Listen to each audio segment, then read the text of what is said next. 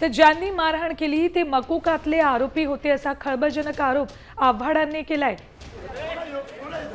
अर्थात मारहाण करणारा ऋषिकेश टकले याच्याबाबत जितेंद्र आव्हाड बोलतात, गुंड मवाली आपल्यालाच मारायला आले होते, मात्र आपण तिथे भेटलो नाही, त्यामुळे नितीन देशमुखांवर हल्ला केला असंही आव्हाड म्हणाले। मकोकाचे आरोपी विधिमंडळात येतात, हल्ले करतात। ही संसदीय लोकशाहीचं मंदिर आहे।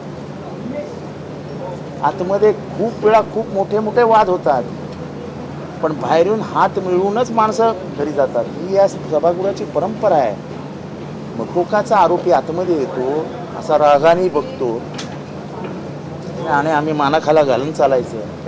काय चालू आहे काय? तर मारहाण झालेले नितीन देशमुख कोण? नितीन देशमुख राष्ट्रवादी काँग्रेसचा कार्यकर्ता आहे।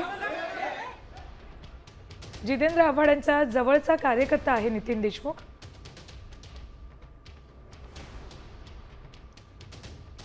घाटकोपर भागाचं नितीन देशमुख प्रतिनिधित्व करतो।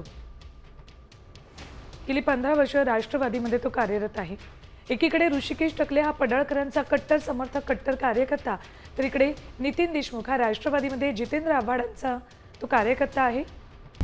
आता isakal.com आहे देशातील नंबर 1 ची मराठी न्यूज वेबसाईट। प्रत्येक अपडेटसाठी isakal.com ला नक्की भेट द्या।